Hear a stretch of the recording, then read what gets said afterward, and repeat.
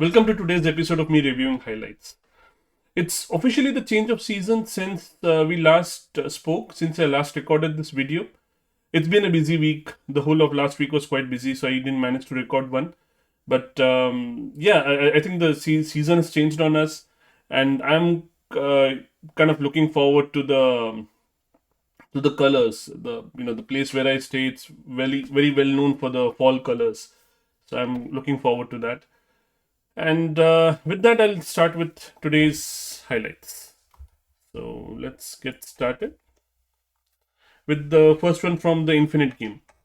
Ethical lapses happen and are part of being human. Ethical fading, however, is not a part of being human. Ethical fading is a failure of leadership and is a controllable element in a corporate culture, which means the opposite is also true.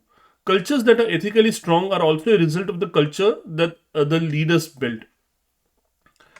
I think the author is mainly talking about being deliberate with your culture. We have discussed many times on these videos that culture is a very deliberate activity. It's an intentional activity. It's not something that just organically comes around. Yeah, if you don't do anything, it will organically come around to something. If you say that you don't have a culture, that's not quite true. You do have a culture. It's just organic, and it's not something that you've controlled. And then you have things like the what the author is saying over here, ethical feeding. So ethical lapses happen. They're part of being human. Human beings make mistake. We make mistakes. So ethical lapses are expected. Can't help that. Ethical feeding, however, we can do something about that. And ethical feeding refers to us getting used to whatever principles or whatever values we say we hold dear. We kind of get used to that, and then they don't bother us that much more. We may start off by saying that I can't think of a really great example right now, but for example, we may say that we may start out by saying that um, we'll be committed towards a team in terms of the availability, in terms of the hours we set and everything. But if that is not maintained, if that's not deliberately cultivated, over time that's kind of going to fade out. And that is something that can be controlled. That should be controlled. And that's a deliberate decision you make to maintain your culture. Moving on, pirates in the Navy. Innovators are being set up for failure when leaders say to them, never mind strategy, just bring me some cutting edge products and technologies. You're the startup guys. So this is imagining an organization where you have a innovation unit within the organization. That's the reference to the name, the pirates in the Navy. So while it's innovation and while it's supposed to be this kind of cutting edge and can't really explain it and can't really predict what's going to happen, it's that kind of a field. But still, there needs to be a strategy behind it, because if there's no strategy, it's just going to go into all directions. It's going to fizzle out very quickly if it's not aligned with some outcome that the business needs. And that's important, because if it's going to fulfill any outcome that the business needs, any outcome that you determine that's useful to your business, the unit is not going to live long enough. And as you can imagine, innovation needs a long enough time to thrive. So that's why strategy is even more important in these cases. Moving on, kill it with fire. It's the minor adjustments to systems that have not been actively developed in a while that create the impression that failure is inevitable and push otherwise rational engineers towards doing rewrites when rewrites are not necessary.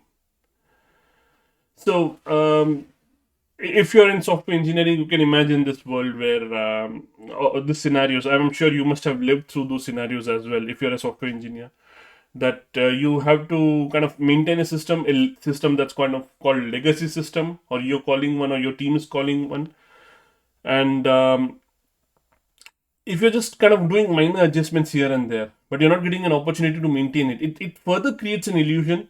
It creates this perception that failure is inevitable, because the code is completely unpredictable at this point, or at least it's perceived to be. And that's why it feels that, okay, a rewrite is necessary. We have to get rid of those pieces of code which is not actively maintained, or which is not aligned with the rest of the systems, or even the same system, other parts of the same system.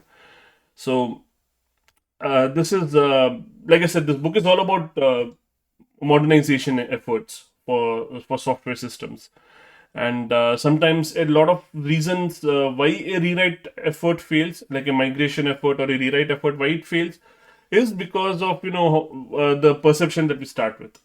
So that's why this is important. Let's move on to remote not distant. Psychological safety is similar to, but not the same as trust. Trust is built between two people. Psychological safety is created by the team. A safe environment isn't dictated top down by managers. It's built on the contributions of everyone involved. Right. I don't think I need to add anything. It's pretty much straightforward. Just the key highlight being, psychological safety is not trust. It's not. It's similar. It's not the same thing. So in a team, if you're thinking that okay, you build psychological safety and you don't need to worry about trust, no, that's a different thing. You still need to build trust, and there are many exercises. There are many initiatives that you can do. For example, I'm a big fan of one-on-ones. So one-on-ones are an excellent tool to maintain trust between two people on a team.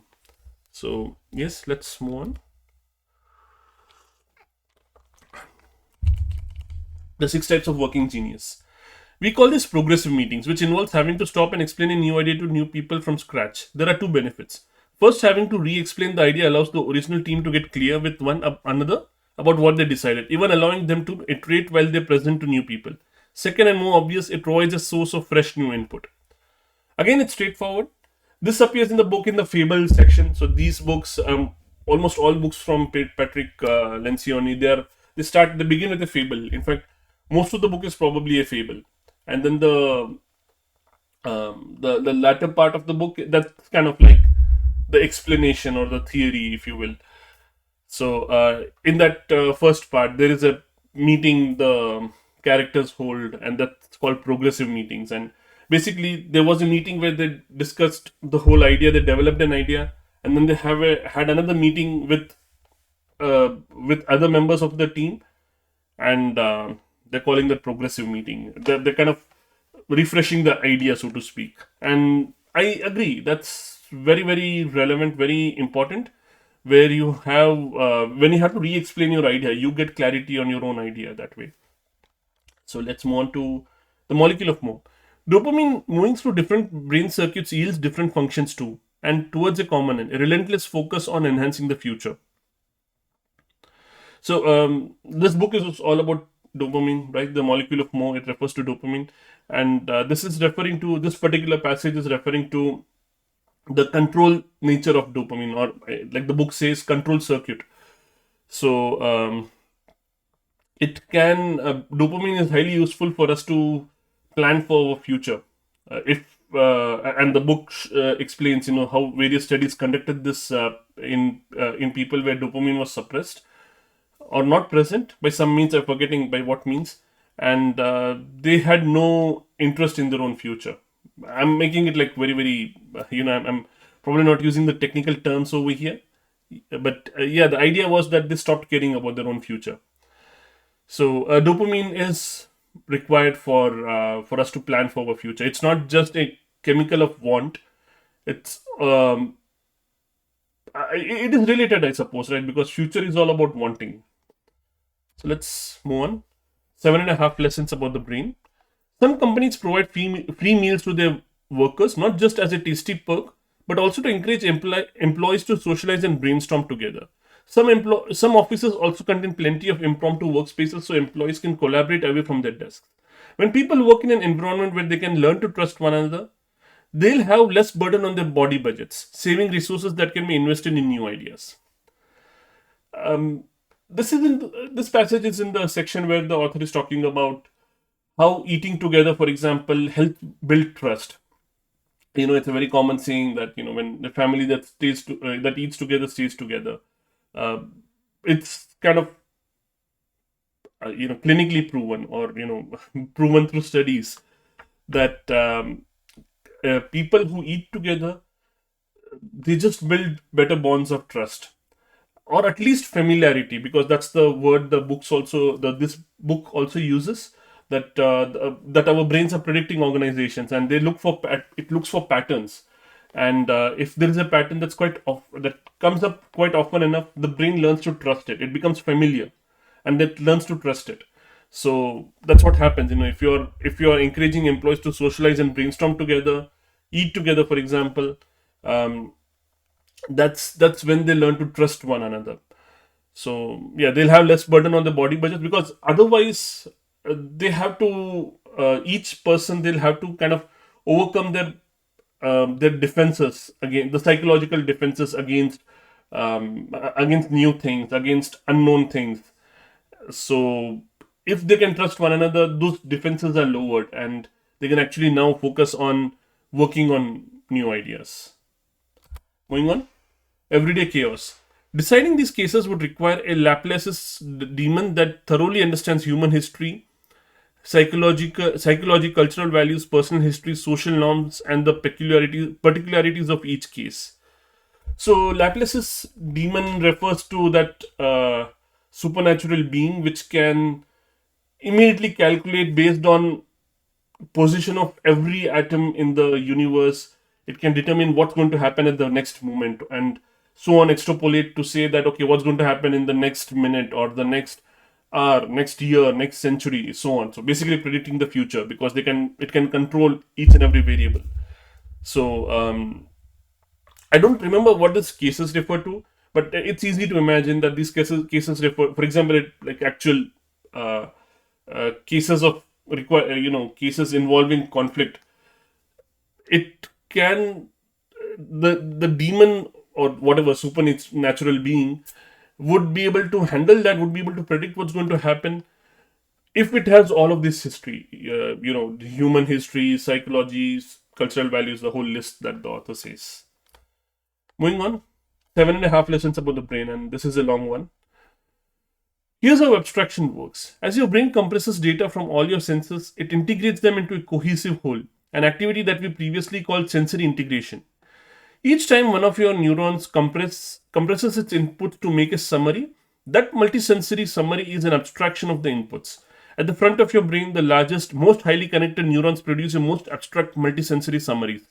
That's why you can view dissimilar objects like flowers and gold watches as similar, and view an identical cup of wine as either celebratory or sacred. So it's one of the things that our brains can do is also abstract ideas and compression. So the idea with compression is that we don't remember events as if they're movies playing in our head. It's not like that. And we like to think that okay, we press the play button and we have a memory, but it's not quite how that works. The brains, they constantly compress information, and it is a lossy compression. Again, if you're from software world, you know that what lossy compression means. Basically, it means that in the compression some data is lost. So you might this is how you explain that over time you begin to forget some details around the thing, and sometimes you may forget the whole essence of your memory, and remember something that was quite opposite to what happened. And when you look at the video, an actual video of what happened, you will be surprised that okay, did that happen? I have no memory of that.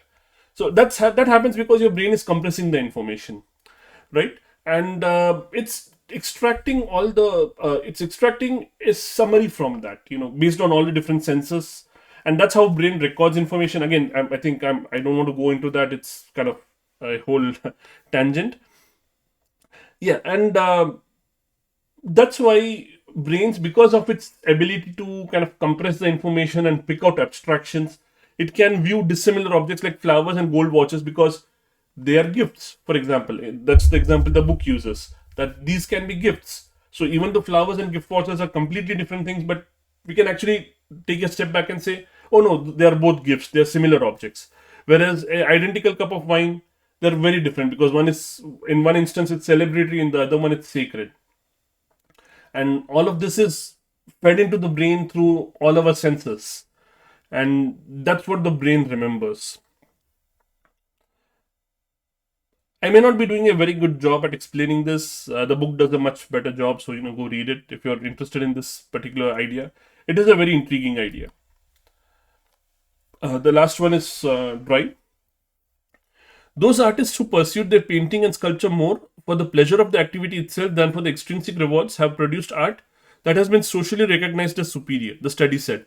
It is those who are at least motivated to pursue extrinsic rewards who eventually receive them.